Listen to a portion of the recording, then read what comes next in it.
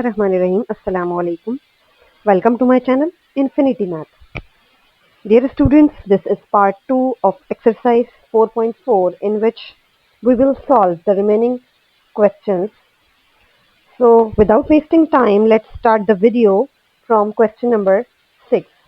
What is the question 6? If S2, S3 and S5 are the sum of 2n, 3n and 5n terms of an AP, show that S5 is equal to 5 times S3 minus S2.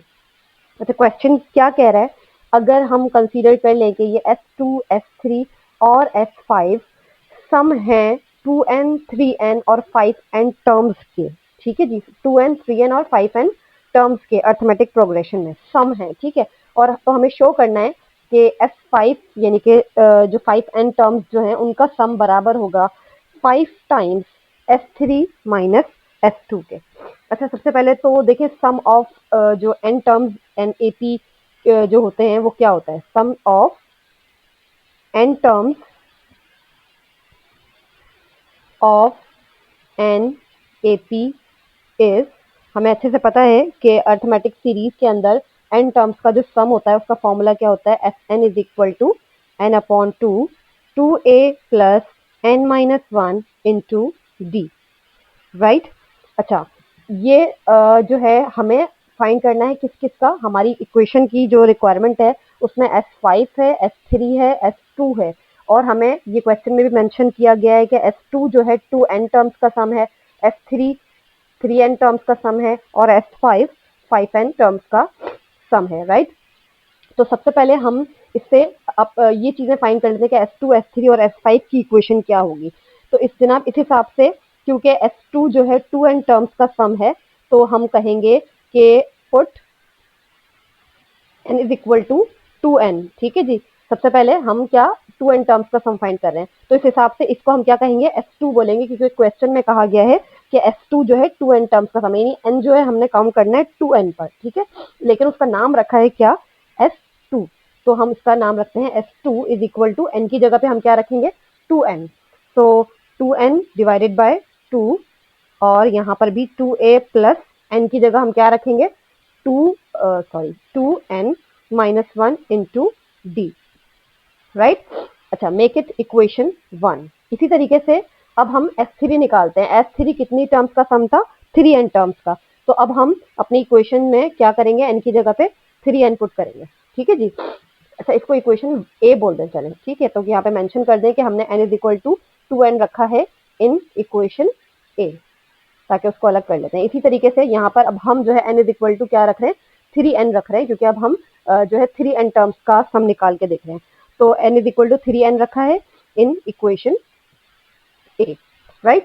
चले equation ए में, अच्छा इसका नाम जो है अब हमने क्या रखना है, S3 रखना है, लेकिन ठीक है यहाँ पे हमने उसका नाम क्या रखना है, क्वेश्चन में क्या कहा था, S3 कितनी टर्म्स का सम है 3n का, तो उसका नाम S3 बोला है तो हम भी S3 ही रखेंगे यहाँ, S3 इक्वल टू, अच्छा अब देखें n की जगह पे हम 3n रखना शुरू कर रहे हैं, so 3n upon 2 equal to sorry bracket 2a plus n की जगह क्या रखेंगे 3n minus 1 into D, so make it your equation next which is 2।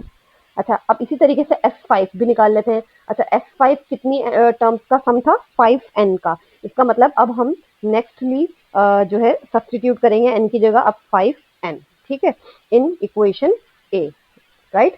ये इक्वेशन ए जो हमने सम ऑफ जो है अर्थमेटिक प्रोग्रेशन के लिए हमें पता है अच्छे से कि यही इक्वेशन होती है सम की। नाउ उसको हम नाम क्या देंगे, S5 का देंगे।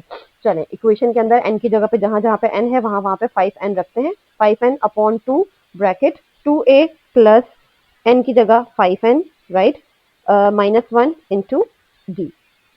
चलें मेक इट इक्वेशन 3। अच्छा अब जो है प्रूफ क्या करना है आपको, पहले अब उस स्टेटमेंट की तरफ आ जाए। हमारे पास S2, S3, S5 तीनों की इक्वेशन तो आ गई है, प्रूफ क्या करके दिखाना है कि S5 बराबर आएगा 5 टाइम्स S3 माइनस S2 के। तो हम क्या कर रहे हैं, हम 5 टाइम्स S3 माइनस S2 को सॉल्व करेंगे, यानी लेफ्ट हैंड साइड को सॉल्व करेंगे एंड वी विल सी कि इसका जो आंसर है इक्वल आ जाएगा S5 के या नहीं। End of course it should come, क्योंकि हमें शो करके दिखाना है, ये प्रूफ करके दिखाना है। तो मैं अब इसके लेफ्ट राइट हैंड साइड ले रही हूँ 5 टाइम्स S3 माइनस S2 और उसको सिंप्लीफाई करके देखूंगी क्या वो S5 के इक्वल आ जाएगा। So writing here 5 times S3 minus S2। ठीक है जनाब, इसको हम सिंप्लीफाई करेंगे और हम देखेंगे कि ये राइट साइड के बराबर आ जाएगी या नहीं। अच्छा, इसको सिंप्लीफाई करने के लिए हमारे पास अब इक्वेशंस और वैल्यूज मौजूद है, तो मैं इस 5 को जरा बाहर ही रखती हूँ। ठीक है, S3 तो ऐसा करते हैं, S3 की देखें इक्वेशन ये रही, S3 की इक्वेशन ये रही, इसको मैं लार्ज ब्रैकेट में लिख रही हूँ। तो मैं इसको बना रही हूँ 3n/2, ये S3 की जो इक्वेशन है, अब हम इसको पुट कर रहे हैं यहाँ पे। तो 3n/2 bracket 2a plus 3n-1 into D. चलें, ब्रैकेट क्लोज, ये हो गया किसकी इक्वेशन, S3 की। अच्छा, माइनस माइनस लगाए, सही है। अच्छा एक मिनट, यहाँ पर मुझे ब्रैकेट वैसे क्लोज, यहाँ पे कर्ली ब्रैकेट था इस तरफ, तो ब्रैकेट ये वाला क्लोज करना था, कर्ली ब्रैकेट। ठीक है, क्योंकि 5 तो है, आपको पता है दोनों ब्रैकेट्स के बाहर है, यानी कि S3 और S2 के बाहर है। तो 5 के स्टार्ट में मैंने लार्ज ब्रैकेट लगाया था, जब मैं दूसरी इक्वेशन बंद करूंगी, क्लोज करूंगी, तो उसके जो है क्लोज करने के लिए लार्ज ब्रैकेट यूज करूंगी। तो जनाब ये this is the value of what, S3। अब किसकी बारी है, बीच में मैंने लगा लिया है माइनस। अब देखें S2 की वैल्यू लिखनी है, S2 की क्या वैल्यू है, इधर देखें यहाँ पर S2 की वैल्यू क्या है। अच्छा, यहाँ पर आप चाहें तो उसको 2 से 2 को कैंसिल भी कर सकते हैं। तो अब बाकी की वैल्यू लिख लेते हैं, what is the value, n times, ठीक है, curly bracket 2a plus 2n-1 into D और कर्ली ब्रैकेट क्लोज। ये किसकी वैल्यू हो गई, S2 की, और ये किसकी वैल्यू थी, S3 की। और 5 बाहर था, तो जब मैंने स्टार्ट लार्ज ब्रैकेट किया था, तो अब मैं इस लार्ज ब्रैकेट को यहाँ पर क्लोज भी कर रही हूँ। ठीक है, क्योंकि इस 5 जो है इन दोनों इक्वेशंस के, इन दोनों एक्सप्रेशंस के बाहर है। चलें, सबसे पहले तो इंटरनल जो इक्वेशन जो एक्सप्रेशन है उनको सिंप्लीफाई करके देखते हैं। So what we are getting, 5 बाहर ही है। ठीक है, चलें मल्टीप्लाई करते हैं साथ साथ। So what it will become, let's see. सबसे पहले तो जो है हम ये करते हैं कि जो हमें बनाना है ना, जरा उसको देखें, हमें जो एक्सप्रेशन चाहिए वो क्या है। हमें S5 चाहिए, इसको सॉल्व करके हमें क्या लेकर आना है, क्वेश्चन की रिक्वायरमेंट के मुताबिक इसको S5 के बराबर आना चाहिए। अब आप देखें S5 में क्या क्या चीजें आ रही हैं, अगर वो चीजें आपको कॉमन नजर आए तो आप उसको पहले ही निकाल लें।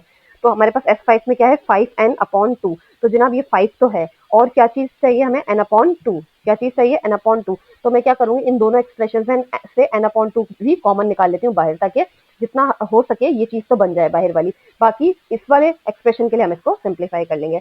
तो मैं क्या कर रही हूँ, 5n/2 को बाहर निकाल देती हूँ। अच्छा, यहाँ से अगर आप ना भी कैंसिल करें, वैसे तो एक ही बात है, तो 5n/2 देखें, दोनों के पास एक तो n है, ठीक है, n है। आप चाहें तो इसको एज इट इज लिखने चलें, 2n/2 ऐसे लिख लेते हैं, जैसा जैसा एक्सप्रेशन थी वैसे लिख लेते हैं। और वैसे इससे कोई फर्क नहीं पड़ता, जब हम वैसे अगर कॉमन निकाल भी लेते हैं बाहर, तो जिसके पास नहीं होता उसको मल्टीप्लाई में भी दे देते हैं, एक ही बात है। चले, ये मैं आपको सिर्फ समझाने के लिए बता रही हूँ, क्योंकि हम कॉमन निकाल रहे हैं 5n/2। 5 तो ऑलरेडी बाहर है। अब देखिए दोनों के पास n/2 है, दोनों एक्सप्रेशन के पास, इस वाली के पास भी और इस वाली के पास भी। तो इसको भी बाहर निकाल लेते हैं, यानी कि n/2 को मैंने बाहर निकाल लिया। अब देखें इसके पास क्या बचा, इसके पास जस्ट बचा 3। ठीक है, क्योंकि n/2 तो आ गया है बाहर। तो यहाँ पे क्या बचा, जस्ट 3, क्योंकि n/2 बाहर गया। बाकी का जो एक्सप्रेशन है वो लिख लेते हैं हम, 2a plus 3n-1 into d, curly bracket close. Okay, बीच में माइनस है। अब देखिए यहाँ से भी n/2 बाहर चला गया था, बाकी क्या बचा यहाँ पे 2। और अगर मैंने ये कैंसिल कर दिया होता और यहाँ पे जस्ट n होता, तब भी हम n को बाहर निकाल चुके थे कॉमन। और अगर हम अपॉन 2 बाहर निकालते, तो आपको पता है जिसके डिवाइड में अगर ये नहीं भी होता, अगर मैं ये इन केस बता रही हूँ हम कैंसिलेशन कर चुके होते अगर उस तरह से, तो यहाँ पे जस्ट n होता, राइट। तो वो n अगर बाहर चला जाता और हमें डिवाइड में 2 निकालना था, तो हम डिवाइड में 2 निकालने के लिए, बैलेंस करने के लिए क्या करते, मल्टीप्लाई में 2 लगाते हैं। वो एक ही बात है, आप चाहे तो इसको रखें या फिर कैंसिल करके भी करेंगे, तब भी ये मल्टीप्लाई में आप 2 रखेंगे। अच्छा, तो 2 आ गया यहाँ पे, बाकी का रिमेनिंग जो है अंदर क्या बचा, 2a plus 2n-1 into d, curly bracket close और लार्ज ब्रैकेट भी क्लोज। अच्छा, 5n/2 के साथ में हमने कुछ भी नहीं करना, क्योंकि हमें जो प्रूफ करने के लिए S5 की जो वैल्यू चाहिए उसके अंदर 5n/2 आ रहा है, और इसीलिए हमने कॉमन लिया है। तो इसको हम फिलहाल बाहर ऐसे ही रखेंगे। अब जो है हम अंदर वाले ब्रैकेट्स को सिंप्लीफाई करते हैं। सो 3 2 जा 6, 6a हो गया, प्लस 3 3 जा 9, 9n, राइट। तो ये मैं लिख लेती हूँ 9n, 9n, ओके, और 3 1 जा 3, तो माइनस का 3, और ये d भी है फिलहाल, ठीक है। ऐसे ही अब इस -2 के साथ में इसकी मल्टीप्लिकेशन करवाते हैं, तो -2 टू ज़ा 4, माइनस का 4a हो गया, और प्लस माइनस माइनस, और ये भी 2 टू ज़ा 4n हो जाएगा, ठीक है, minus, yes, plus minus minus हो गया, और ये मल्टीप्लाई करवा रही हूँ उसको मैं, तो 2 टू ज़ा 4n हो गया, और 2 वन ज़ा 2 हो गया, माइनस का 2 वन ज़ा 2 हो गया। अच्छा, ये जो है ना प्लस माइनस माइनस, मैंने ये वाली साइन बाहर दे दी है, तो भी फिलहाल इसमें कोई हम चेंजेस नहीं लेकर आ रहे, क्योंकि हमने साइंस को मल्टीप्लाई करवा के बाहर रख दिया है, प्लस माइनस माइनस। तो बाकी का सिर्फ 2 से मल्टीप्लिकेशन कराइए, 2 टू ज़ा 4n और 2 वन ज़ा 2, और डी भी फिलहाल सेम ही आ गया, ठीक है। अब क्या करना है, देखिए 6a माइनस 4a, ये क्या बन गया, इसको सामने रख लेते हैं ऊपर, चले, तो 5n अपॉन 2 सेम रखा, ठीक है। अच्छा, 6a और माइनस का 4a, 6a माइनस का 4a, ये क्या बन गया, माइनस करवा के ये बन गया 2a, राइट, ऐसा ही है, 2a बन गया। अच्छा, प्लस, अब देखिए डी वाले ब्रैकेट्स दोनों जो है कॉमन है, तो मैं डी कॉमन ले लेती हूँ, और बाकी के जो है एक्सप्रेशन है उनको लिख लेते हैं। तो इसमें क्या है, 9n माइनस का 3 है, 9n माइनस का 3, और जो दूसरी वाली एक्सप्रेशन है उसके पास क्या है, 4n माइनस 2, लेकिन बाहर क्या है, माइनस b है, तो माइनस की साइन के साथ इसको मल्टीप्लाई करवा के लेंगे, माइनस का ये आ जाएगा 4n माइनस माइनस प्लस का 2, बाकी d जो है दोनों का बाहर निकालिए, इस वाले ब्रैकेट का भी, यानी इस वाले ब्रैकेट का भी और इस वाले ब्रैकेट का d बाहर चला गया है, ठीक है। चले, लार्ज ब्रैकेट क्लोज, ठीक है, इसको कर्ली ब्रैकेट बना लें भले, चले, equal to 5n upon 2 2a plus, अब देखिए इसको सिंप्लीफाई करें, 9n माइनस 4n कितना हो गया, 5n, और माइनस का 3 और प्लस का 2 क्या हो गया, माइनस का 1, ठीक है, और ये d भी आ गया। Now compare this with your equation 3 कि किसके बराबर है। देखिए इक्वेशन 3 में हमारे पास s5 की क्या वैल्यू आई थी, यही आई थी एग्जैक्ट, इसको मैं ऐसे रख लेती हूँ, चलो, s5 की वैल्यू देखें, तो s5 की यही वैल्यू आई थी, 5n upon 2 2a plus 5n minus 1 into D, तो ये किसके बराबर आ गया, ये बराबर आ गया जनाब, ये पूरी की पूरी इक्वेशन किसके बराबर आ गई, s5 के। सो इट मीन्स हमने ये प्रूव कर दिया कि हमने ये वाली चीज अगर सॉल्व की है तो इसकी इक्वेशन किसके बराबर आई है, s5 के इक्वेशन के बराबर आई है। तो yes, we have proved, hence proved, ठीक है जनाब, यानी कि 5s3 माइनस s2 किसके बराबर आ गया, s5 के, और यही चीज जो है s2 किसके बराबर हो गया, s5 के, और यही चीज हमें इसमें प्रूव करके दिखानी थी। So question number 6 is done, now moving towards the question number 7। चलिए जनाब, क्वेश्चन नंबर 7 थोड़ा सा टेक्निकल क्वेश्चन है, लेकिन है बहुत आसान, और मेरी कोशिश है कि हर चीज को एक्सपेंड करके आपको समझाऊं। The sum of n terms of 2 arithmetic series, ये कह रहा है 2 अर्थमेटिक सीरीज है हमारे पास, ठीक है, 2 अर्थमेटिक सीरीज की जो n टर्म्स हैं उनका सम, यानी एसएन की बात हो रही है, एसएन जो सम ऑफ अर्थमेटिक सीरीज होता है एसएन, लेकिन दोनों अर्थमेटिक सीरीज है, दो अलग अलग हैं, ठीक है। उनको ये कह रहा है कि जो अर्थमेटिक सीरीज का जो सम है वो रेशो में है, और उसका जो रेशो है वो किसके बराबर है, 3n plus 2 upon n plus 1 के, ठीक है, यानी कि एस एन पहली सीरीज का और एस एन दूसरी सीरीज का, ठीक है, दोनों जो है अपॉन में है, यानी कि रेशो में है, और उनका रेशो किसके बराबर है, 3n plus 2 upon n plus 1 के। अच्छा, एक बात तो इसमें ये बताइए, और हमें क्या करना है, हमें फाइंड करके दिखाना है the ratio of there 8th terms, यानी कि पहली सीरीज का 8वीं टर्म और दूसरी सीरीज जो है 8वीं टर्म, दोनों की जो वैल्यूज होंगी उसका क्या रेशो बनेगा, ये बताना है। क्वेश्चन की रिक्वायरमेंट्स आपको समझ में आ गई। अच्छा, क्या है, सबसे पहले तो देखें, इसके थोड़ा सा टेक्निकल सॉल्यूशन होगा, लेकिन इंशाल्लाह आपको अच्छे से समझ में आएगा। सबसे पहले देखिए, इस सवाल में हमारे पास 2 अर्थमेटिक सीरीज है, ठीक है, तो सबसे पहले हम उनको मेंशन करेंगे, let the two arithmetic series be series 1 and series 2, ठीक है, हमारे पास हम डील कर रहे हैं 2 अर्थमेटिक सीरीज से, तो एक तो ये चीज क्लियर होनी चाहिए, ठीक है। अब 2 अर्थमेटिक सीरीज है, तो आपको ये भी पता है कि जो सीरीज 1 होगी, पहली अर्थमेटिक सीरीज, उसके अंदर जो हमारी फर्स्ट टर्म है उसको हम कहेंगे, फर्स्ट टर्म जो कि आपको पता है ए होती है, ठीक है, लेकिन क्योंकि 2 सीरीज है, हम उसको फर्स्ट टर्म को क्या कहेंगे, A1, और जो दूसरी सीरीज होगी उसकी अर्थमेटिक सीरीज की जो पहली टर्म होगी उसको क्या कहेंगे, A2। इसी तरीके से अगर हम कॉमन डिफरेंस की बात करें, कॉमन डिफरेंस यानी कि जो डी होता है आपका, तो कॉमन डिफरेंस जो है हम पहली अर्थमेटिक सीरीज का कॉमन डिफरेंस उसको सिर्फ डी नहीं बोलेंगे बल्कि क्या कहेंगे D1, क्योंकि सीरीज दो है, दो के साथ में डील कर रहे हैं हम। और ऐसे ही अब जरा दूसरी सीरीज की इंफॉर्मेशन भी लिख दें कि जो दूसरी सीरीज होगी हमारे पास उसका जो फर्स्ट टर्म होगा उसको हम क्या कहेंगे, हम उसको A2 बोलेंगे। टू क्यों कह रहे हैं, क्योंकि दूसरी सीरीज की वजह से। ठीक है, ये सिर्फ आइडेंटिफिकेशन है। आप चाहें तो इसके ऊपर डैश और डबल डैश भी कर सकते हैं, इस तरह भी अलग कर सकते हैं, या 1 और 2 लिख दें, एक ही बात है। बस सीरीज जो है अलग अलग टर्म्स पता चल जाए हमें।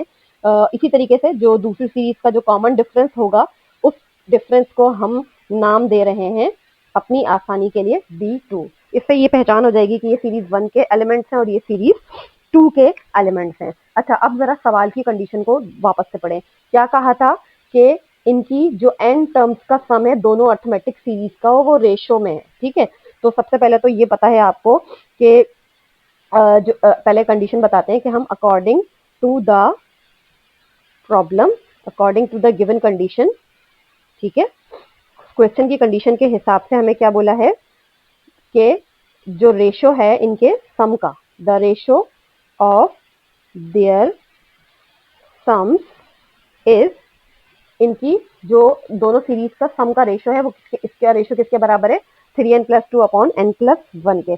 इसका मतलब मैं लिख सकती हूँ सम ऑफ सीरीज 1, CRIES, ठीक है, सीरीज 1 अपॉन, अपॉन क्यों कह रहे हैं, क्योंकि रेशो का वर्ड यूज जब यहाँ जहाँ किया जाता है वहां पे क्या होता है, डिवीजन होता है। ठीक है, अपॉन में आ गया है, तो कह रहे हैं दोनों सीरीज का जो सम है वो रेशो में है किस, और उसका जो रेशो है वो किसके बराबर है। क्वेश्चन दोबारा से देखें, सम ऑफ टू अर्थमेटिक सीरीज जो है वो रेशो में है, in the ratio of 3n+2 upon n+1 के। तो 3n+2 अपॉन n+1 के। ये बात समझ में आ गई कि सीरीज 1 का जो सम है और सीरीज 2 का जो सम है दोनों रेशो में है, और उसका जो रेशो है वो किसके बराबर है, 3n+2 अपॉन n+1 के। अब ये चीज तो हमें पहले से पता है कि जो अर्थमेटिक सीरीज का जो सम होता है उसका फॉर्मूला क्या होता है। फॉर्मूला तो हमें अच्छे से मालूम है, what is the formula of arithmetic series का sum, that is n/2 2a plus n-1 into D. Formula अच्छे से मालूम है, लेकिन एक चीज है यहाँ पर, क्योंकि हमारे पास सीरीज 1 सीरीज 2 है, तो हमने अभी डिसाइड किया था कि हम a को a1 कहेंगे पहली सीरीज का, और जो कॉमन डिफरेंस है d उसको d1 कहेंगे। ऐसा ही है, तो इसी तरह से दूसरी सीरीज का जो सम लिखा जाएगा उसका फॉर्मूला क्या बनेगा, n/2 2 ए नहीं बोलेंगे बल्कि उसके साथ में हम यहाँ पे आइडेंटिफिकेशन लगाने के लिए कि ये दूसरी सीरीज है, यहाँ पे क्या लगाएंगे, 2 भी लगाएंगे। ठीक है, plus 2a plus n-1 into D, लेकिन सिर्फ d नहीं बल्कि d2। उसकी वजह क्या है, ये सीरीज 2 है, ये सीरीज 1 और सीरीज 2 को मेंशन करने के लिए लगाया है ताकि फॉर्मूला अलग अलग नजर आए। अच्छा, दोनों सीरीज का जो सम है वो उसका रेशो किसके बराबर है, राइट साइड पर वापस लिखते हैं, 3n+2 अपॉन n+1 के बराबर है। ठीक है, ये क्वेश्चन में गिवन कंडीशन है। अब फाइंड क्या करना था उस पर भी मैं आ रही हूँ, पहले थोड़ा इसको सिंप्लीफाई कर लूँ। ये तो कंडीशन थी जो गिवन थी, इसको जरा सिंप्लीफाई कर लें हम। n/2 दोनों इक्वेशन के लेफ्ट और I mean up and down, numerator denominator से कॉमन है बाहर, इसलिए कैंसिल कर दिया। कैंसिल करने के साथ साथ एक और चीज हम कर रहे हैं, हम यहाँ से 2 को कॉमन ले लेते हैं। ठीक है, 2 को कॉमन ले रहे हैं दोनों में से, न्यूमरेटर में से भी और डिनोमिनेटर में से भी। तो ये 2 को कॉमन लेके क्या बन जाएगा, देखें। सबसे पहले इसको ऐसे सामने रखते हैं। अच्छा, मैं पहले न्यूमरेटर में से 2 कॉमन ले रही हूँ बाहर। ठीक है, जब मैं 2 कॉमन लूंगी तो यहाँ पे क्या बचेगा, जस्ट a1 प्लस, जिसके पास कॉमन में नहीं होता, ये बात मैंने अभी पीछे भी समझाई थी, अगर हम किसी में से कॉमन निकालते हैं और किसी एक्सप्रेशन ये टर्म के पास वो नंबर नहीं है तो वो उसके कहाँ जाता है, डिवाइड में। तो ये n-1 के कहाँ चला जाएगा, डिवाइड में चला जाएगा। ठीक है, इसी तरीके से सेम जब नीचे से भी 2 कॉमन लेंगे, डिनोमिनेटर में से भी 2 बाहर निकाल लिया, तो यहाँ पे क्या बचा, a2 प्लस, और इसके पास, इस टर्म के पास तो 2 था ही नहीं, तो ये भी कहाँ जाएगा, उसके डिवाइड में जाएगा। दैट मीन्स n-1 अपॉन 2 हो जाएगा ये भी। ठीक है, equal to 3n+2 divided by n+1। Alright, अच्छा, ये 2 जो हमने कॉमन लिया था इसको भी कैंसिल कर देते हैं।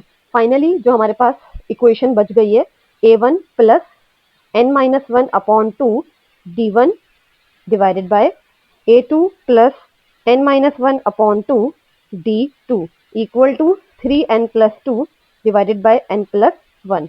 Now make it equation 1। इसको इक्वेशन 1 बना के अभी यहीं पर छोड़ देते हैं। अब जरा क्वेश्चन पे वापस आए। ये क्वेश्चन की सिर्फ एक कंडीशन थी जिसमें ये कहा था कि दोनों सीरीज 1 सीरीज 2 दोनों के जो सम ऑफ सीरीज हैं वो रेशो में है और उसका रेशो इसके बराबर था। क्वेश्चन में ये वाली बात बताई थी, लेकिन अब फाइंड क्या करना था, ये देखें जरा दोबारा क्वेश्चन को। क्वेश्चन में ये कहा था find the ratio of their eighth terms, यानी कि दोनों सीरीज की जो 8वीं टर्म होगी, यानी कि सीरीज 1 की 8th टर्म क्या होगी और सीरीज 2 की 8th टर्म क्या होगी, उनका रेशो बताना है, उन टर्म्स का क्या रेशो आएगा। तो इसलिए हमें what we have to find here, we need to find, अब जरा इसको भी मेंशन करेंगे, हमें फाइंड क्या करना है, we need to find the ratio of their 8 terms. ठीक है, क्वेश्चन की रिक्वायरमेंट के मुताबिक हमें इनकी 8वीं टर्म का रेशो निकालना है। इसका मतलब पहले तो 8वीं टर्म फाइंड करें, वो होगी क्या। देखें, आपको पता है जो जनरल टर्म का फॉर्मूला होता है अर्थमेटिक सीरीज सीक्वेंस का, वो क्या होता है, a n is equal to A plus n minus one into d. ये फॉर्मूला होता है। अगर हमें 8 टर्म निकालनी है तो एन की जगह हम 8 रख रहे हैं, तो a plus 8 minus one into d. इस हिसाब से जो 8th टर्म बनी, ये मैं डायरेक्ट भी बता सकती थी, लेकिन मैंने चले जनरल टर्म से निकाल के दिखाया। इस हिसाब से जो हमारी 8th टर्म बन रही है वो बन रही है A8 प्लस 7D। ठीक है, ये 8वीं टर्म बन रही है। अब 8वीं टर्म का रेशो बना है दोनों सीरीज के हिसाब से, सीरीज 1 और सीरीज 2 के हिसाब से। तो रिक्वायर्ड रेशो, जो क्वेश्चन की रिक्वायरमेंट है वो क्या है, so the required ratio is, required ratio क्या बना हमारा, रिक्वायर्ड रेशो हमारा बना, पहली सीरीज के हिसाब से अगर हम लिखेंगे तो इसको क्या लिखेंगे, 8वीं टर्म को A1 प्लस 7D1 ऐसे ही लिखेंगे, क्योंकि A1 D1 हम सीरीज 1 के लिए लिख रहे हैं और रेशो बोला है दूसरी सीरीज के साथ भी, तो उसका जो 8वीं टर्म क्या बनेगी, A2 प्लस 7D2। ये बात समझ में आ रही है। हमें 8वीं टर्म दोनों सीरीज 1 की 8वीं टर्म भी जाहिर यही होगी, बस A1 D1 चेंज होंगे, और सीरीज 2 की 8वीं टर्म भी यही होगी, A1 और D1 की जगह A2 और D2 आ जाएंगे। ये रेशो हमें निकाल के फाइंड करना है, ये हमारी रिक्वायरमेंट है। सो मेक इट योर इक्वेशन 2। ठीक है जनाब। अब देखें, ये मैंने जो स्टार्टिंग में ऊपर इक्वेशन 1 बनाई थी, इक्वेशन 1 को जरा इक्वेशन 2 से कंपेयर करें, ये बिल्कुल सेम इक्वेशन आपको नजर आएगी। देखें, इक्वेशन 1 को इक्वेशन 2 से कंपेयर करें, A1 टर्म A1 के बराबर है, राइट। ये वाली टर्म, ये जो ब्रैकेट में है n-1/2, इसको किसके बराबर होना चाहिए, 7 के। जब भी तो ये D1 और D1 जो है एक्सप्रेशन, यानी कि दूसरी टर्म भी बराबर होंगी ना, यानी D1 D1 अगर इक्वल होंगे तो इसका मतलब ये है कि ये वाला जो एक्सप्रेशन है n-1/2, ये किसके बराबर हुआ, ये 7 के बराबर हुआ। अब देखें इसका नीचे वाली टर्म भी देखें, A2 के बराबर है, ठीक है, और ये D2 के बराबर, लेकिन इसके साथ में जो 7 है वो किसके बराबर आ रहा है, n-1/2 के, बिल्कुल ऐसे जैसे न्यूमरेटर में आ रहा था। इसका मतलब अगर हम इसको कंपेयर करवाएं, let's write by comparing equation 1 and 2, by comparing equation 1 and 2 we get, हमें इक्वेशन 1 और 2 को कंपेयर करवा के क्या मिला, देखें वापस से मैं फिर से बता रही हूँ, इसको देखें, कंपेयर कर रहे हैं आप इसके साथ में, इस रेशो के साथ में, ये रेशो और ये रेशो हम कंपेयर कर रहे हैं। तो देखें, पहली टर्म A1 दोनों की है, ठीक है, दूसरी टर्म n-1/2 और यहाँ पे क्या है 7, ये दोनों इक्वल होंगे तभी तो ये वाली टर्म भी बराबर बनेगी ना। इसका मतलब इसको इक्वल करवा के हमें क्या मिला, हमें कोफिशिएंट्स कंपेयर करना है, यानी कि A1 तो जाहिर इक्वल ही आ रहा है, D1 के कोफिशिएंट्स को अगर हम कंपेयर करें तो n-1/2 किसके बराबर आ रहा है, 7 के।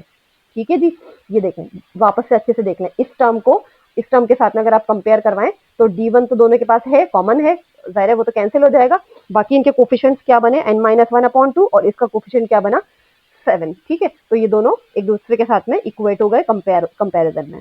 अब इसको जरा सिंप्लीफाई कर लें, सो n-1 इक्वल टू 7 2 14।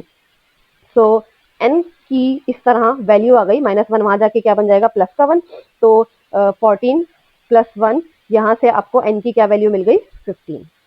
अच्छा, n की वैल्यू आ गई, इसको जरा इक्वेशन 1 में पुट कर दें वापस, ठीक है, n की वैल्यू आ गई, तो यहाँ पे इसको जब फाइंड कर लिया है तो यहाँ पे अगर हम पुट कर देंगे तो देखें n की क्या वैल्यू आई है, हमारे पास 15 आई है। अब देखें 15 जब आप यहाँ रखेंगे तो 15 - 1 क्या बन गया, 15 - 1 14, 14 को जब 2 से डिवाइड करा तो क्या बन गया, 7 बन गया ना। तो A1 + 7D, यही वाली टर्म का हमें रेशो चाहिए था, राइट, बात समझ में आ रही है। तो ये 8th टर्म बनेगी इस हिसाब से, अगर आप n की जगह 15 रखते हैं तो 15 - 1 14, 14/2 क्या बना 7। ऐसे ही यहाँ पर भी 7 बनेगा। तो ये रेशो, ये वाला, ये इसी के बराबर होगा जो कि हमारा रिक्वायर्ड रेशो है। तो एन की वैल्यू जब हम पुट करेंगे तो लेफ्ट साइड पे भी पुट करेंगे और राइट साइड पे भी पुट कर देंगे। ठीक है, तो इसको हम पुट कर रहे हैं, पुट इन इक्वेशन 1। तो हमारा जो रिक्वायर्ड रेशो था 8th टर्म का, रिक्वायर्ड रेशो ऑफ 8 टर्म्स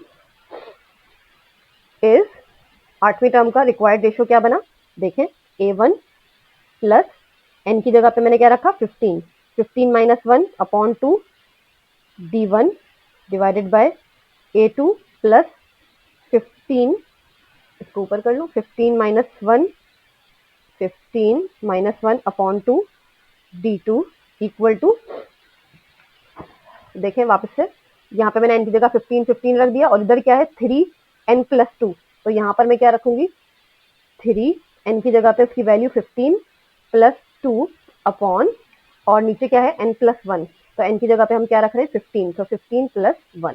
ये पूरी मैंने इक्वेशन 1 के अंदर इसका रेशो बना लिया। इस रेशो के बनाने से क्या फायदा मिला हमें, देखें, ये A1 सिंप्लीफाई करके क्या बन गया, A1 प्लस 15 माइनस 1 क्या हो गया 14, 14/2 क्या हो गया 7, तो 7D1 हो गया। ठीक है, और A2 प्लस ये भी 7D2 हो गया, इक्वल टू, राइट साइड देखें, 15 3 45 और 45 प्लस 2 क्या बन गया 47, 47/15+1 क्या बन गया 16। और आप देखें ये 8th टर्म ही है ना दोनों सीरीज की। ठीक है जनाब, तो ये हमारा रिक्वायर्ड रेशियो आ गया 8, दोनों सीरीज की 8th टर्म का रिक्वायर्ड रेशियो क्या आ गया 47/16। तो this is the required ratio of their 8th term. ठीक है, ये हमने ऑलरेडी यहाँ पे मेंशन कर दिया था कि रिक्वायर्ड रेशियो इनकी 8th टर्म का वो क्या है, वो इसी के बराबर था। ये देखें ऊपर भी हमने रिक्वायर्ड रेशियो पे यही चीज मेंशन करके दिखाई थी कि इनकी 8वीं टर्म जो है इसी के बराबर है, और यही चीज हमारी यहाँ पर आ गई है। ठीक है जनाब, so this is the required ratio required answer of their 8th term. So alhamdulillah question number 7 is also done. अब आते हैं हम क्वेश्चन नंबर 8 पर।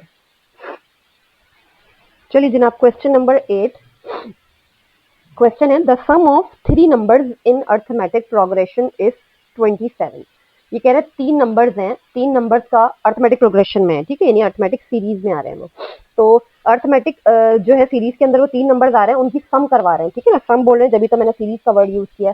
3 नंबर्स हैं, उनका सम हो रहा है, तो वो अर्थमेटिक प्रोग्रेशन में है, और उसका जो सम आ रहा है वो आ रहा है 27। क्या आ रहा है 27, और उन तीनों नंबर्स की प्रोडक्ट अगर हम करवाएं तो, यानी मल्टीप्लाई, प्रोडक्ट का मतलब मल्टीप्लाई होता है, तो मल्टीप्लाई करवाने से कह रहा है आंसर आ रहा है 405। आप बताएं कि वो 3 नंबर्स कौन से हैं। सिंपल सा सवाल है। सबसे पहले तो हम ये सपोज करेंगे वो 3 नंबर्स कौन से हैं। Let the 3 numbers in APR, हम सबसे पहले देखें, हम क्या करेंगे अपनी आसानी के लिए, हम उन नंबर्स को इस तरह सपोज करेंगे कि एक टर्म A, ठीक है, आपको पता है अर्थमेटिक सीक्वेंस है, अर्थमेटिक सीक्वेंस के अंदर अगला नंबर कैसे बनता है, डिफरेंस को ऐड करवा के, ऐसे ही बनता है ना। और अगर मैं A से पीछे अगर आपसे पूछूं तो A के जो डिफरेंस है वो क्या होगा, जाहिर है D का डिफरेंस है। आगे वाला नंबर D प्लस करवा के आया तो पीछे वाला नंबर कैसे आएगा, D माइनस करवा के आएगा ना, ऐसा ही है राइट। 3 नंबर, यानी कि एक नंबर A, अगला नंबर A+D, और इसके पिछला वाला नंबर क्या होगा A-D, क्योंकि डिफरेंस जो है, डिफरेंस का ही फर्क आता है ना D में। यानी अगर मैं इसमें D को प्लस करवा दूं, देखिए इधर इस वाले नंबर में अगर डिफरेंस को मैं प्लस करवाऊंगी तो plus D minus D cancel हो जाएगा, क्या आंसर आ जाएगा A। इसी तरह A के अंदर मैं डिफरेंस को ऐड करवाऊंगी D को, तो वापस आंसर क्या आ जाएगा, अगली टर्म आ जाएगी। ऐसे ही ये सीक्वेंस बनती है अर्थमेटिक प्रोग्रेशन। तो हमने इन 3 नंबर्स को पहले तो सपोज कर लिया। अब कंडीशंस को देखें तो उसमें एक तो सम की कंडीशन है, यानी 3 नंबर्स का सम करवा के 27 आ रहा है, और उसको प्रोडक्ट करवा के 405 आ रहा है। तो according to the condition, according to the given condition 3 numbers का सम, यानी कि A-D प्लस दूसरा नंबर A प्लस A+D, तीनों नंबर्स का ऐसे करने वाले आसानी के लिए आप, पहला, दूसरा और तीसरा, तीनों नंबर्स का सम किसके बराबर है 27 के बराबर है। एक तो ये है, मल्टीप्लिकेशन वाली कंडीशन भी अभी लगाते हैं हम। अच्छा देखें, -D + D हो गया कैंसिल, A, तीनों को प्लस किया तो ये क्या बन गया 3A, 3a इक्वल टू 27 और a की इस तरह से हमारे पास बहुत आसानी के साथ वैल्यू आ गई a इज इक्वल टू 9 क्योंकि 3 9 होता है 27 यानी a का पता चल गया। अच्छा दूसरी कंडीशन को अब इस्तेमाल करते हैं, कहा था कि तीनों नंबर्स का प्रोडक्ट 405 के बराबर है, ठीक है। ऑल्सो तीनों नंबर्स जो है प्रोडक्ट में लिखेंगे अब हम, यानी कि a माइनस डी, ठीक है, और a और a प्लस डी, तीनों नंबर्स का प्रोडक्ट करवाएंगे तो वो किसके बराबर दिया हुआ है 405 के, ये भी बताया है हमें क्वेश्चन के अंदर। अच्छा अब इसको जरा सिंप्लीफाई करें अगर आप, तो देखें a को तो मैं ऐसे ही रख लेती हूँ, a माइनस डी और a प्लस डी दोनों मल्टीप्लीकेशन में है, राइट। तो मल्टीप्लीकेशन में आपको पता फॉर्मूला होता है a minus D a plus D किसके बराबर होता है, a square minus D square के फॉर्मूला है, ठीक है ना, पता है आपको a minus D a plus D और इक्वल टू 405। अच्छा a की वैल्यू हमारे पास यहाँ पे आ चुकी थी 9, तो हम उसकी वैल्यू को यहाँ पे सब्सटीट्यूट कर देते हैं। तो a की वैल्यू 9 यहाँ भी रख ली और यहाँ पे भी a की वैल्यू 9, 9 का square minus D square equal to 405, right, ठीक है। चले अच्छा इस 9 को अगर मैं डिवाइड में ले जाऊँ 405 के साथ और डिवाइड करवा के देखूँ 405 डिवाइडेड बाय 9, तो ये डिवाइड हो रहा है 45 आ रहा है, तो सबसे पहले तो हम इस 9 को हटाते हैं, ठीक है। और अंदर वाली एक्सप्रेशन को भी जरा 9 9 जा 81 minus D square equal to 405 upon ये वाला 9 में यहाँ पर लेकर आ गई। अच्छा 9 के साथ में इसको हमने कैंसिल किया तो हमारे पास डिवाइड करवा के क्या आ रहा है 45, ये देखिए मैंने अभी किया, ठीक है। 405 को डिवाइड करवाया 9 से तो 45 आ रहा है। अच्छा यहाँ पर देखें तो क्या बचा है 81 minus D square is equal to 40, अब 5 बचा है इस तरफ, ओके। सो माइनस का डी स्क्वायर, डी की भी तो वैल्यू फाइंड करनी है हमें, जब भी तो हम तीन नंबर्स निकालेंगे a minus D a plus D, और a कैसे पता चलेंगे, उसके लिए हमें a और d का पता होना चाहिए। तो अब d की वैल्यू फाइंड करने की कोशिश है हमारी, तो माइनस का डी स्क्वायर है, इसको मैं इस तरफ ले जाऊंगी, प्लस का डी स्क्वायर होगा और 45 इस तरफ आ जाएगा तो माइनस का हो जाएगा, यानी कि 81 माइनस का 45 is equal to D square, ठीक है। ये साइन चेंज हो गई। अच्छा 81 में से 45 को माइनस करवाते हैं, वी आर गेटिंग 36, तो 36 is equal to D square. अब डी स्क्वायर है तो आपको पता है इसकी वो निकालनी पड़ेगी हमें स्क्वायर रूट, ताकि डी की वैल्यू आ जाए। सामने रखते हैं इसको, सो अंडर रेडिकल लेते हैं, taking square root on both side, D से भी आ जाएगा और 36 से भी आ जाएगा। सो डी की क्या वैल्यू आ गई 36 का, जब हम स्क्वायर रूट निकालते हैं तो हमारे पास प्लस और माइनस का 6 आता है, ऐसा ही है ना। चलें दो डी की वैल्यूज आई हैं, इसका मतलब नंबर्स की सीरीज भी दो बनेगी, डिफरेंस दो डिफरेंट आए, प्लस की और माइनस का 6। तो जब अगर आपके पास when D is equal to 6 and a is equal to 9, a की क्या वैल्यू थी 9 है, a की तो a की वैल्यू आई है, डिफरेंस दो आए प्लस 6 और माइनस 6, तो उसके हिसाब से नंबर्स भी अलग अलग जो है सीक्वेंस बनाएंगे। चलें when d is equal to 6 and a is equal to 9, तो उस सूरत में आपके पास जो नंबर्स हैं वो क्या बनेंगे, आपका जो नंबर था जो सपोजिशन थी हमारी तीन नंबर्स की वो क्या थी, एक थी a माइनस डी, एक था a और तीसरा था a प्लस डी, ऐसे ही था ना। तो a की क्या वैल्यू है 9, 9 माइनस और d की क्या वैल्यू है 6, a की जगह हमने क्या रखना है 9 और यहाँ पे भी a की जगह रखना है 9 और d की जगह रखना है 6। तो 9 माइनस 6 3, 9 और 9 प्लस 6 15।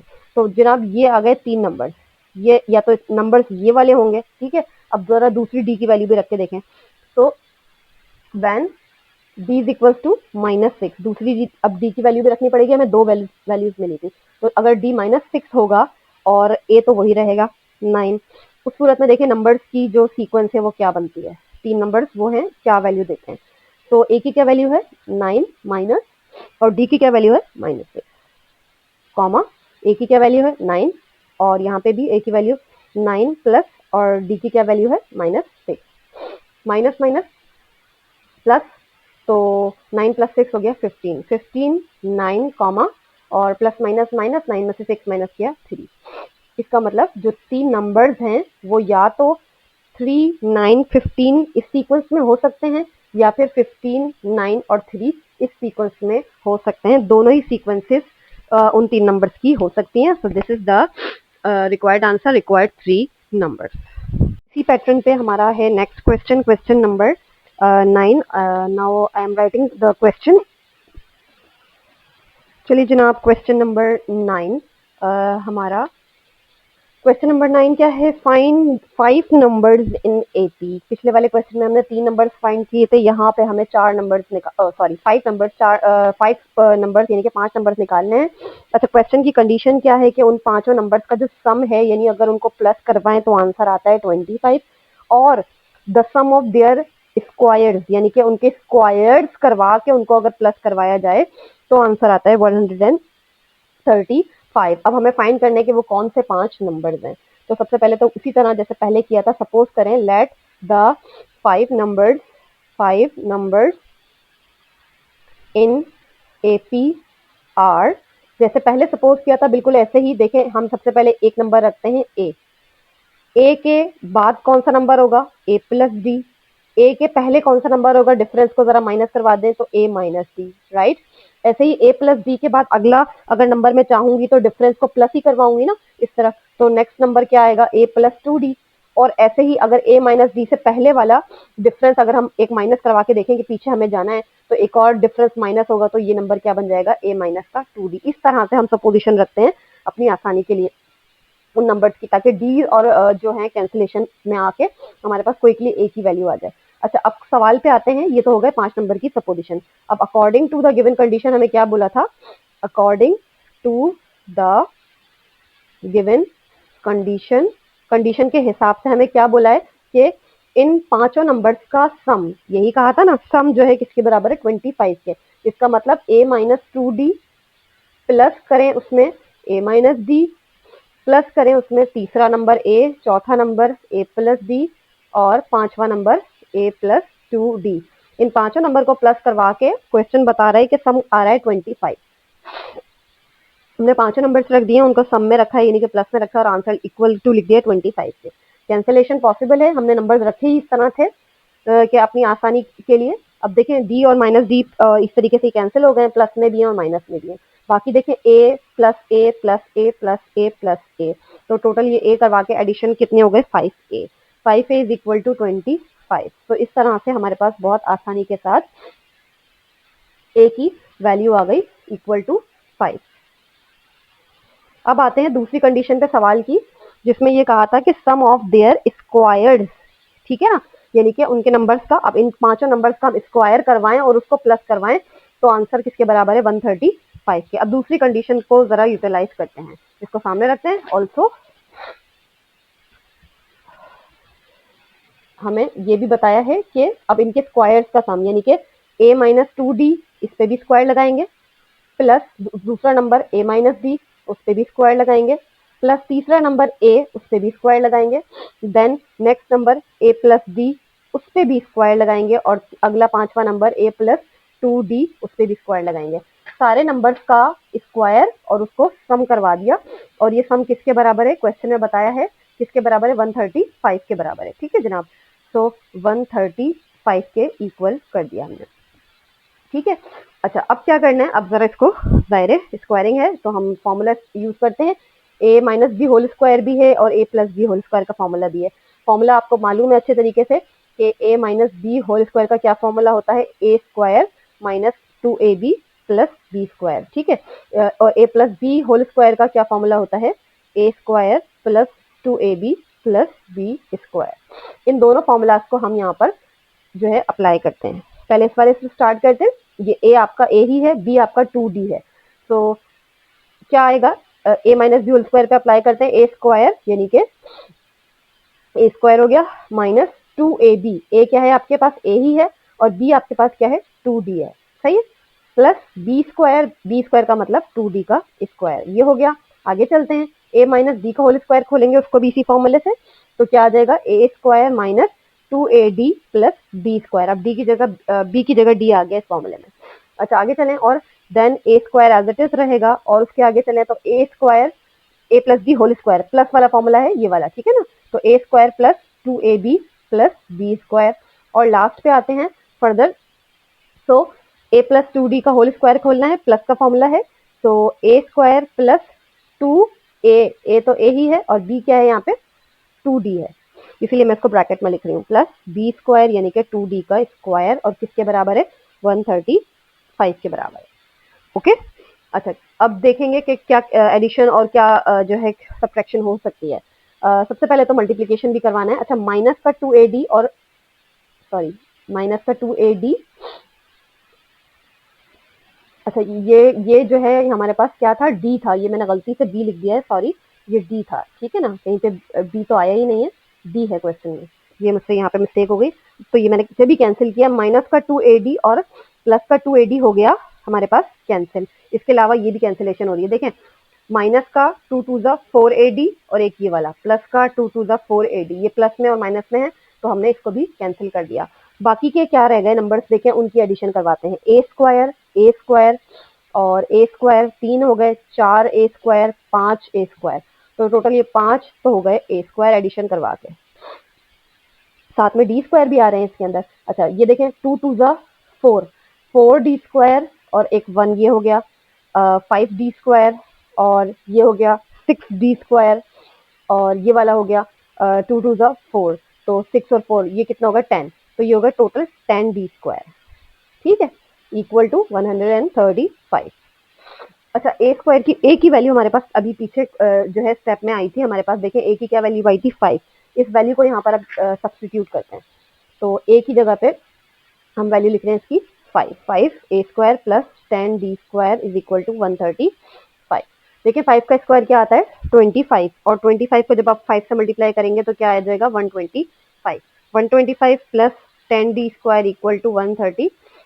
अब D² वाली वैल्यू निकालनी है, तो फिलहाल इस टर्म को यहीं रखते हैं और इस टर्म को यहाँ ले जाएंगे तो ये माइनस में हो जाएगी, और 135 में से 125 माइनस किया तो आपको पता है आंसर आएगा 10, और 10 से 10 भी हो गया कैंसिल, यहाँ पे बचा D² इज इक्वल टू 1, और जब हम इसका स्क्वायर रूट फाइंड करेंगे, क्योंकि डी पे स्क्वायर लगा हुआ है, तो स्क्वायर रूट फाइंड करेंगे तो स्क्वायर से रेडिकल कैंसिल, और इस तरह से जो 1 का स्क्वायर रूट बनता है वो पॉजिटिव भी होगा और नेगेटिव भी होगा। अब यहाँ भी जो है डिफरेंस 2 आ रहे हैं, तो इसका मतलब ये है कि वो जो 5 नंबर्स हैं उनकी सीक्वेंस भी 2 बनेंगी जैसे पहले बनाई थी। चलें अब स्टार्ट करते हैं, सबसे पहले पहले नंबर से। अगर हम d की वैल्यू पॉजिटिव 1 लें, ठीक है, when d is equal to 1, और जो एंड जो हमारा a है वो तो सेम ही रहेगा 5, दोनों ही सीक्वेंसेस के लिए a जो है 5 है, d की वैल्यू पहले मैंने पॉजिटिव 1 पे ली है, तो हमारे पास जो नंबर्स थे क्या थे, वो नंबर्स a माइनस 2d और comma a minus d comma a plus d और कॉमा a प्लस 2d, यही नंबर थे पांचों। अच्छा अब इसके अंदर a और d की जरा वैल्यूज को सब्स्टिट्यूट करें। a की क्या वैल्यू है 5 माइनस 2 के साथ में d की वैल्यू रखी 1, ऐसे ही 5 a की वैल्यू 5 माइनस d की वैल्यू 1, a की वैल्यू 5, यहाँ पे भी 5 प्लस 1 और 5 प्लस 2 के साथ d की वैल्यू 1, तो सिंप्लीफाई करने से 5 में से 2 अंदर 2, 5 माइनस 2 क्या हो गया 3, 5 माइनस 1 क्या हो गया 4, 5, 5 प्लस 1 6 और 2 अंदर 2 और प्लस 5 कितना हुआ 7। ये जनाब आ गई हमारे पास उन पांचों नंबर्स की सीक्वेंस, लेकिन ये एक सीक्वेंस आई है, अभी डी की दूसरी वैल्यू भी है माइनस का 1, तो उसको भी रख के हम सीक्वेंस बनाएंगे।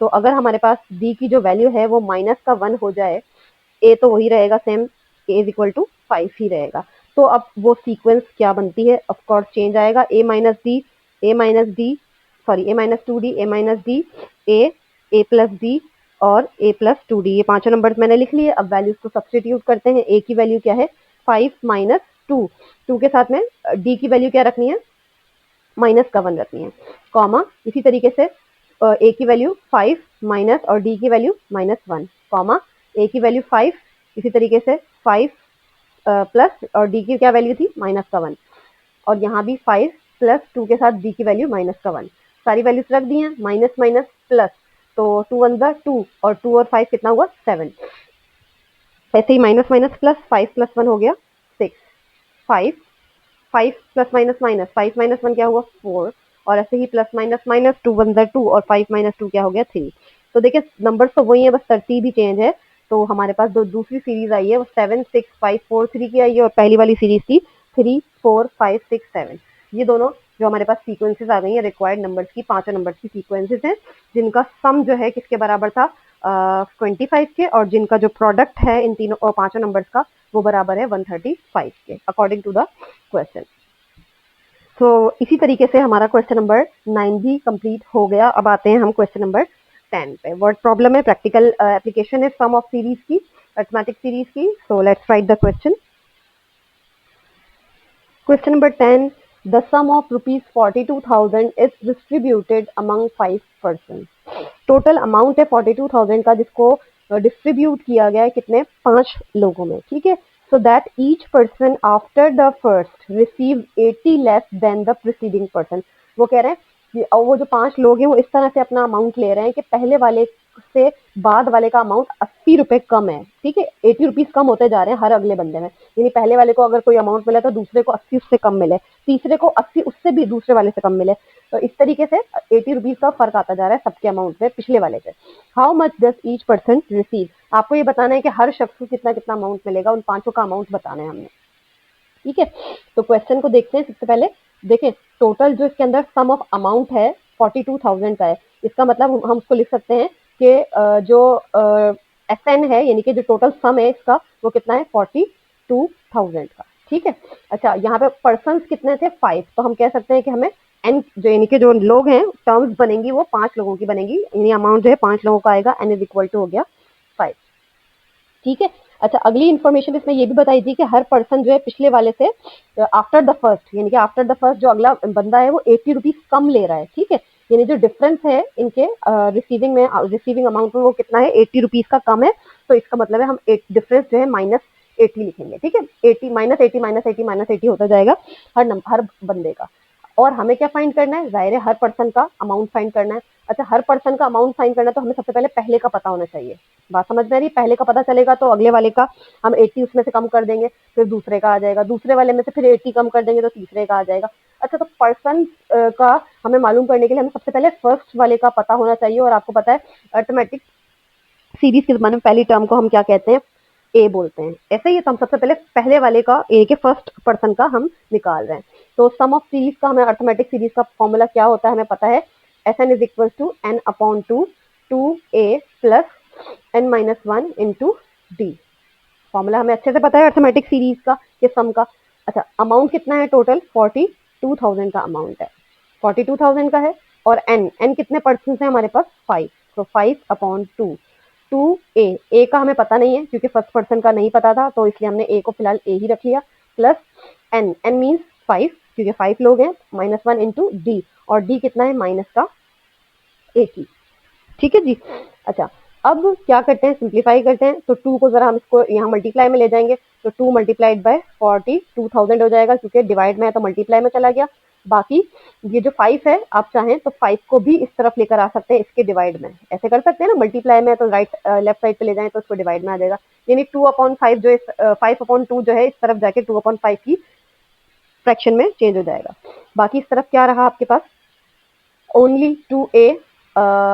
देखें 5 माइनस 1 क्या हो गया, 4, और 4 को जब माइनस के 80 से मल्टीप्लाई करवाएंगे तो प्लस माइनस माइनस, 4 को 80 से मल्टीप्लाई करवाएंगे तो 80 मल्टीप्लाइड बाय 4 आ रहा है 320, तो 320 आएगा माइनस का, राइट। चलें इसको जरा सिंप्लीफिकेशन करवा लेते हैं, कैलकुलेटर की मदद से कर लें भले। 42,000 को मल्टीप्लाई किया सबसे पहले मैंने 2 से, तो ये आ रहा है 84,000, फिर मैंने उसको डिवाइड करवा दिया 5 से, तो आ रहा है 16,800, 16,800 इक्वल टू 2a माइनस 320। अब क्या करेंगे, माइनस का नंबर इस तरफ ले जाएंगे, तो 16,800 के पास जाके ये प्लस का हो जाएगा, प्लस का 320 is equal to 2a, right. Plus करवाते हैं, 16,800 में प्लस कर देते हैं 320 को, तो हमारे पास आ रहा है 17120 equal to 2a।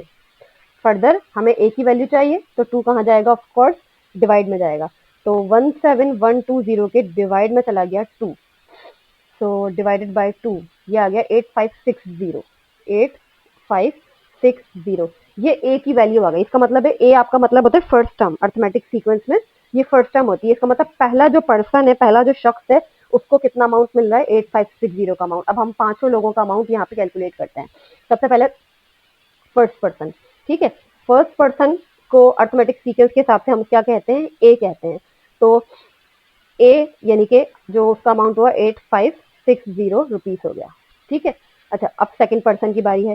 Second person को फर्स्ट पर्सन से कितना कम मिल रहा था, कितना कम मिल रहा था, ए में से हम क्या करेंगे 80 रुपीज को मतलब जो नेक्स्ट टर्म निकालते हैं, आपको पता है वो कैसे निकालते हैं, नेक्स्ट टर्म अर्थमेटिक सीक्वेंस की कैसे निकलती है, a प्लस डी करवा के निकलती है, ऐसे निकलती है ना। तो a हमारे पास क्या था 8560 और d क्या था, देखें वापस से इधर डिफरेंस कितना था -80 का था। हम डायरेक्ट भी करवा सकते हैं वैसे, -80 करते जाएं तो वो डायरेक्ट भी आ सकता है, इस चीज की भी जरूरत नहीं है। 8560 में से हम माइनस करवा रहे हैं, यानी कि जो डी की वैल्यू है वो मैं लिख रही हूँ माइनस का था 80, समझ रहे हैं डिफरेंस कितना था माइनस का 80। तो देखें इसमें से -80 कर दिया तो आंसर क्या आया 8480, क्या आया 8480। ठीक है जनाब, ये दूसरे बंदे का अमाउंट आ गया। अब तीसरे की बारी, तीसरे का मजीद जो है समझ लें आप 80 रुपीज कम हो रहा है, आप डायरेक्ट भी कर सकते हैं। तो 8480 में से माइनस कर देंगे दोबारा से हम 80 को, यानी कि डिफरेंस और ऐड हो जाएगा। तो डिफरेंस -80 का है, उसके अमाउंट में ऐड हो गया, इसमें से भाई 80 रुपीज और माइनस कर दिए, तो 8400 रुपीज तीसरे बंदे के आ गए। ऐसे ही फोर्थ की बारी अब, तो फोर्थ पर्सन जो है मजीद 80 रुपीज कम ले रहा है, यानी कि डिफरेंस उसमें दोबारा प्लस होगा। तो 8400 में से जो डिफरेंस है -80 का, उसको अगर हम ऐड कर देंगे, माइनस का 80 इसमें से करवा देंगे, तो हमारे पास आएगा 8320। ये चौथे बंदे का अमाउंट भी आ गया। और आखिरी पांचवा बंदा, फिफ्थ पर्सन जो है, उसको मजीद 80 रुपीज कम मिल रहे हैं। तो 8320 में से माइनस कर देंगे दोबारा से 80 को, तो 80 रुपीज माइनस करवा के जनाब आ गया 8240। ठीक है जनाब, तो ये आ गए अमाउंट इन सबके जो है पांचों बंदों के अमाउंट आ गए। ठीक है, अगर आप क्रॉस चेक करना चाहें तो क्रॉस चेक करने के लिए आप क्या कर सकते हैं, इन सबके अमाउंट को प्लस करवा के देख सकते हैं कि ये आपके जो क्वेश्चन में 42,000 रुपीज स्टार्टिंग में दिए हुए थे वो ये बन रहे हैं या नहीं बन रहे, और ये बन रहे हैं। मैं आपको दिखा भी देती हूँ, देखें 8240 प्लस 8320 प्लस 8400 प्लस 8480 और प्लस 8560, ये सबका अमाउंट मैंने प्लस कर लिया और ये 42,000 बन गया, जो कि हमने अमाउंट पांच लोगों में डिस्ट्रीब्यूट किया according to the given terms and conditions. ठीक है जनाब, कितना सिंपल सा क्वेश्चन था। Question number 10 is also done. Now moving towards the question number 11। चलिए जनाब, question number 11, another question, another practical example of arithmetic series. Question क्या कह रहा है समझते हैं। अ वेल डिगिंग कंपनी, यानी एक कुआं खोदने वाली कंपनी है, वो चार्ज कर रही है ₹1250 फॉर द फर्स्ट मीटर। ठीक है, कुआं खोदा जा रहा है, 1 मीटर की जो पहले मीटर की वो कह रहे हैं जो खुदाई के लिए वो पैसे ले रहा है, वो कंपनी 1250 यानी 1250 रुपए ले रही है। And ₹1500 for the second meter, यानी दूसरी जो क्या नाम है कह लें कि आप अगला मीटर, मतलब 1 मीटर और नीचे जाने के वो पैसे ले रहा है, वो ले रहा है 1500 रुपीज। ठीक है, तो नेक्स्ट उसका अमाउंट है 1500 रुपीज चार्ज कर रहे हैं वो। और and ₹1750 for the third meter, और अगले तीसरे मीटर की खुदाई के लिए वो ले रहे हैं 1750 रुपये। आप देखिए, अगर आप गौर करें तो यहाँ पे कितना 250 रुपये का डिफरेंस आ रहा है। 1250 मंदिर नीचे जाने के लिए 250, उससे 1 मीटर और नीचे जाने के लिए 250। अब क्या कह रहा है, फॉर द थर्ड मीटर इन्होंने ये चार्जेस लिए हैं, एंड सो ऑन, यानी कि अब ये जो चार्जेस हैं इनके इस तरह बढ़ रहे हैं। अब ये कह रहा है, सवाल है क्या, what is the depth of a well, यानी कुआं अगर हम देखें कि कितना गहरा जो है खोदा जाएगा, यानी कितने मीटर उसकी गहराई होगी अगर हम टोटल चार्जेस उनको पे कर दें, दैट कॉस्ट ₹50,000, यानी अगर ₹50,000 उनको दे दिए जाएं एक साथ, तो जो है आप ये बताएं कि वो कितना कुआं जो है नीचे मीटर गहरा खोदा जाएगा। ठीक है, तो देखिए ये जो अमाउंट है ना, सेम डिफरेंस के साथ में जा रहा है। 1250 के बाद 250 अगर उसमें प्लस करते हैं तो 1500 बनता है, 1500 में दोबारा 250 प्लस करते हैं तो 1750 बन रहा है, और आखिरकार वो अमाउंट टोटल कितना दे रहे हैं, 50,000। ठीक है, टोटल अमाउंट दे रहे हैं। तो अब ये बताएं कि कितना नीचे जो है कुआं वो खोदेंगे, कितना मीटर खोदेंगे, नीचे डेप्थ कितनी होगी। बात समझ में आ रही है। तो ये इस तरीके से जो है टोटल आपके पास अगर देखें तो ये एक अर्थमेटिक सीरीज है। ठीक है, जिसका टोटल अमाउंट वो दे रहे हैं, टोटल कितना अमाउंट दे रहे हैं, SN कितना दे रहे हैं, 50,000 का। ठीक है, टोटल अमाउंट कितना दे रहे हैं, 50,000 का। अच्छा, इसके बाद इस SN के अंदर हमारे पास फर्स्ट टर्म क्या है, 1250। ठीक है, और जो डिफरेंस है वो कितना है आपको पता है, मैंने वैसे वर्बली भी बता दिया, 250 का डिफरेंस है, लेकिन अगर आप चाहें तो दूसरे अमाउंट में से पहले अमाउंट को माइनस भी करवा के देख सकते हैं। माइनस करवा दें 1250 को, तो हमें यहाँ से कितना मिल रहा है, 250 का अमाउंट मिल रहा है जो डिफरेंस पे जा रहा था। ठीक है ना, जो 250 के डिफरेंस से जो है हमारी जो सीरीज है वो आगे बढ़ रही है। अच्छा, हमें क्या फाइंड करना है कि कितना ज्यादा मीटर मतलब कितना मीटर वो उसकी डेप्थ पे डिगिंग करेंगे, कितना खोद सकते हैं, यानी कि हमें नंबर ऑफ मीटर्स फाइंड करना है, यानी कि एन की वैल्यू फाइंड करनी है। ठीक है, टोटल अमाउंट हमें बता दिए 50,000 का, अगर डायरेक्ट उन्होंने बताया कि हम दे दें तो कितना मीटर वो खोद सकते हैं। तो ये अर्थमेटिक क्योंकि सीरीज है तो अर्थमेटिक सीरीज का जो फॉर्मूला होता है सम का वो कितना होता है n/2 2a plus n-1 into D, ऐसा ही है। तो हम टोटल अमाउंट कितना पे किया गया है 50,000 का, तो हमने 50,000 यहाँ पे लिख दिया। 50,000 इक्वल टू एन, एन हमें फाइंड करना है, यही चीज हमें नहीं पता कितना मीटर्स वो खोदेंगे। 2a फर्स्ट टाइम में अमाउंट कितना दिया था, ए की क्या वैल्यू है फर्स्ट 1250, तो 1250 ए की वैल्यू आ गई प्लस n-1 ऐसे ही रखेंगे, n का पता नहीं है, डिफरेंस हमें पता है 250 ऐड हो रहा था तो 250 का डिफरेंस आ गया। ठीक है, तो अब इस सिचुएशन को जरा सिंप्लीफाई करते हैं और let's find the value of simple N, N से जो है हमें नंबर ऑफ मीटर डेप्थ पता चल जाएंगे। अच्छा, अब ये 2 जो है यहाँ पे जाएगा 50 के 1000 के साथ में, तो ये मल्टीप्लाई होकर ऑफ कोर्स जो है 1 लाख ही बनना है। ठीक है, तो 1 लाख मैंने लिख दिया और यहाँ पे बाकी एन, इसको मल्टीप्लाई करवाते हैं। 1250 को 2 से मल्टीप्लाई किया तो हमारे पास आ रहा है 2500 प्लस 250 को इससे मल्टीप्लाई करवाते हैं तो 250 को n से मल्टीप्लाई किया तो 250 n हो जाएगा माइनस, और 250 बन रहा 250 हो गया। ठीक है, so writing 1 lakh equal to 9 times 250, 2500 में से हमने 250 को माइनस करवाना है। 2500 माइनस 250 ये आ रहा है 2250, 2250 प्लस 250 n। अच्छा, अब इस वाले n के साथ में इसकी मल्टीप्लिकेशन करवाते हैं तो 2250 के साथ भी n आ जाएगा और ये n इसके साथ मल्टीप्लाई करेगा तो यू नो कि ये क्या बन जाएगा, n स्क्वायर बन जाएगा। अब क्या करना है, अब ऑफ कोर्स हमें इस टर्म को इस तरफ लेकर आना है इसके पास, क्योंकि ये क्वाड्रेटिक इक्वेशन बन गई है। तो हम इसको ऑर्डर में लिखते हैं, सबसे पहले 250 n स्क्वायर पहली टर्म, देन दूसरी टर्म 2250 n, और तीसरी टर्म जब इस तरफ आएगी इनके पास तो माइनस की हो जाएगी, तो ये 1 लाख इक्वल टू 0। अब कुछ कॉमन अगर ले सकते हैं तो हम अपनी टर्म्स को सिंप्लीफाई कर लेंगे। तो ये जो 250 है ये सबको मैं चेक कर रही हूँ डिवाइड कर देगा नहीं करेगा, तो देखें सबसे पहले 2250 को भी मैं डिवाइड करवा के देख रही हूँ 250 के साथ में, ताकि मैं कॉमन लूँ। यस हो रहा है, ये देखें डिवाइड हो गई 9 आ रहा है, तो मैं 250 कॉमन लेना स्टार्ट कर रही हूँ। पहली टर्म में से लूंगी तो n स्क्वायर बचेगा, दूसरी टर्म में से किससे हमने इसको इससे डिवाइड करवा के देखा 2250 को 250 से, तो आंसर क्या आया n, ओ n नहीं सॉरी 9। इसका मतलब 250 को अगर 9 से मल्टीप्लाई किया तो हमारे पास ये नंबर आ जाता है वापस। अच्छा, नेक्स्ट देखती हूँ मैं 1 लाख, 1 लाख को भी डिवाइड किया मैंने 250 के साथ, तो आई एम गेटिंग 400। ठीक है जनाब, 400 इक्वल टू 0, और ये लेने का कॉमन पर्पस क्या था, यू नो कि ये 0 के पास जाके ये खत्म हो जाए और हमारे पास सिर्फ ये रह जाएगा only this equation simple n square plus 9n minus का 400। ठीक है जनाब, अब क्या करना है, अब हमें ये क्वाड्रेटिक इक्वेशन है, तो क्वाड्रेटिक इक्वेशन को सॉल्व करने के लिए हमारे पास क्वाड्रेटिक फॉर्मूला भी है, मिडिल टर्म ब्रेकिंग भी है, जो भी टेक्निक यहाँ पे काम कर सकती है हम वो कर लेते हैं। तो मैं यहाँ पे मिडिल टर्म ब्रेकिंग चेक करती हूँ, फैक्टर्स निकाल के देखते हैं। 400 के मिडिल टर्म ब्रेकिंग अगर हो जाएगी तो क्वाड्रेटिक फॉर्मूला पे जाने की जरूरत ही नहीं है। ठीक है जनाब, तो 5 8 40 0 सेम, देन 5 1 5 और 3 इधर दिए 5 6 30। ठीक है जनाब, तो मेरा ख्याल है हमारा काम यहीं पर ही हो गया है। देखें 5 5 25, 25 और 6, 25 में से अगर मैं 6 माइनस करती हूँ तो 9 आ जाएगा, और 25 को 16 6 नहीं सॉरी 16, 25 में से 16 माइनस करती हूँ तो 9 आ जाएगा, और 25 को अगर मैं 16 से मल्टीप्लाई करवाती हूँ तो 400 भी बन जाएगा। तो काम बन गया है, फैक्टर्स बन रहे हैं तो हम डायरेक्टली बना लेते हैं। तो मैं 25 n में से माइनस कर रही हूँ 16 n को। ठीक है, माइनस करवा के 9 भी आएगा और मल्टीप्लाई करवा के 400 भी आ जाएगा।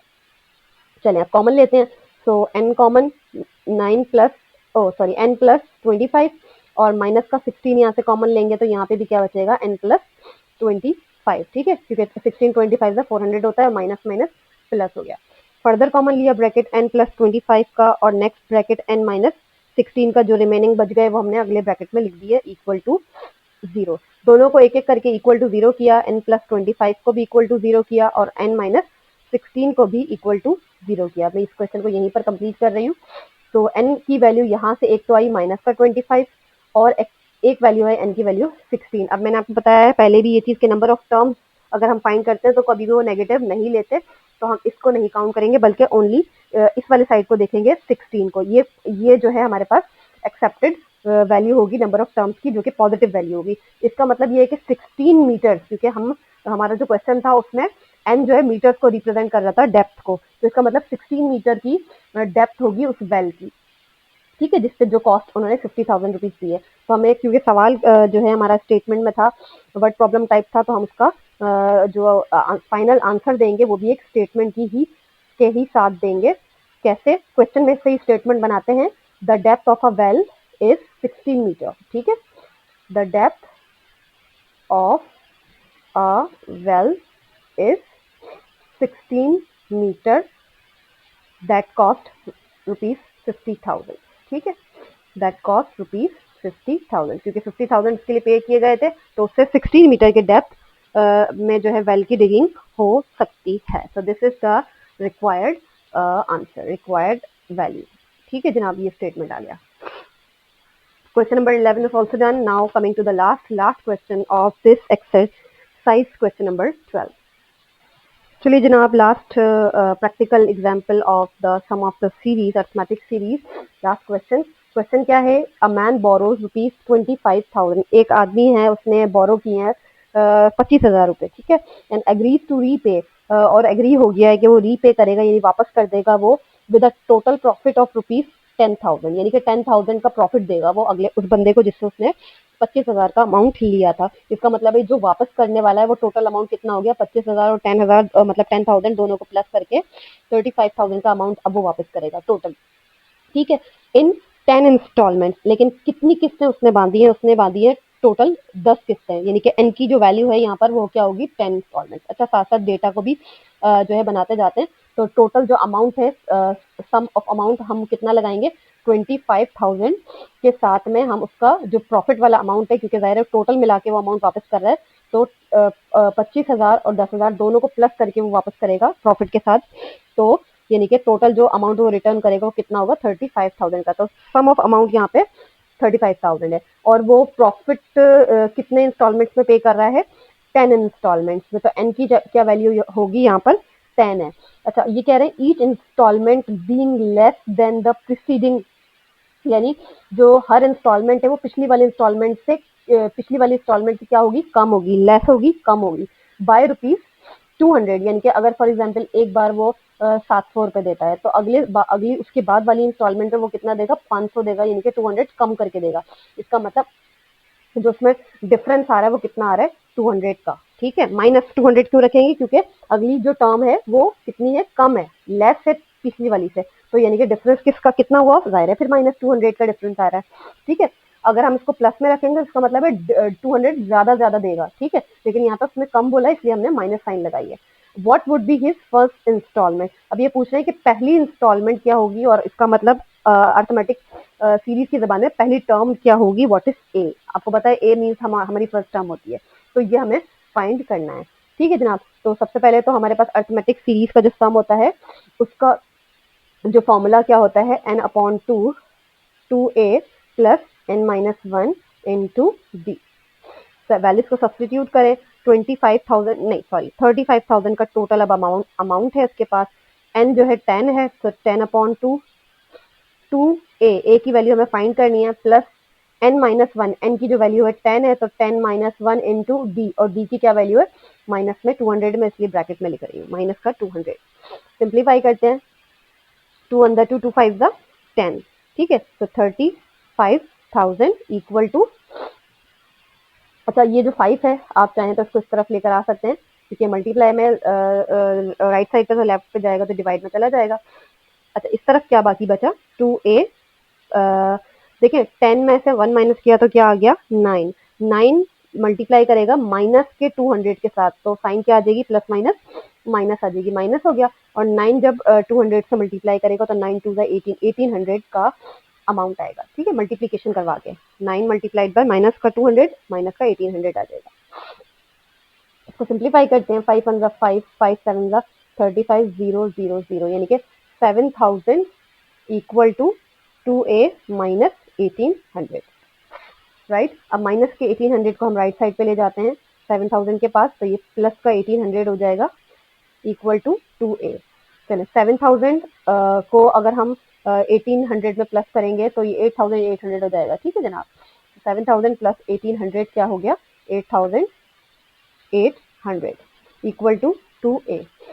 और a की वैल्यू फाइंड करनी है तो यू नो कि ये आपका 8800 जो है उसके डिवाइड में आ जाएगा ये 2, तो 2 से जो है इसको हम कैंसिल करते हैं, 2 1 द 2, 2 4 द 8, 2 4 द 8, 0 0। तो इसका मतलब है जो a की वैल्यू आ रही है वो आ रही है 4400, ठीक है जनाब। क्या वैल्यू आ रही है a की वैल्यू 4400। इसका मतलब जो फीस पहली इंस्टॉलमेंट होगी, स्टेटमेंट हम लिखते हैं हम यहाँ पे, statement his first installment would be his first installment would be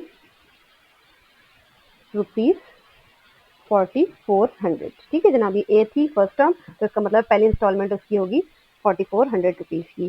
so this is the required answer. अल्हम्दुलिल्लाह हमारी एक्सरसाइज हो गई है कंप्लीट। थोड़ी सी लेंथी एक्सरसाइज थी, टाइम टेकिंग था, लेकिन मैंने कोशिश की है कि हर एक कॉन्सेप्ट को अच्छे से जो एक्सप्लेन कर सकूं।